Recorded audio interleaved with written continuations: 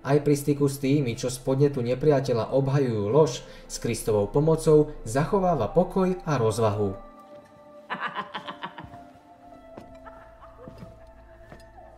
Sme jeho zástupcami medzi ľuďmi a jedným z najúčinnejších spôsobov získavania ľudí pre Krista je príklad jeho charakteru v našom každodennom živote.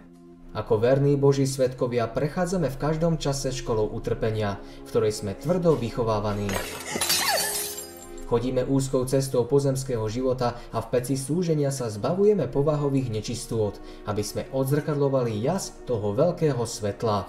Náš vplyv na iných nezávisí natoľko od toho, čo hovoríme, ako od toho, čím sme. Ľudia môžu odporovať našim úvahám, pohŕdať nimi a odolávať našim výzvam, no nemôžu poprieť dôkaz života nezištnej lásky.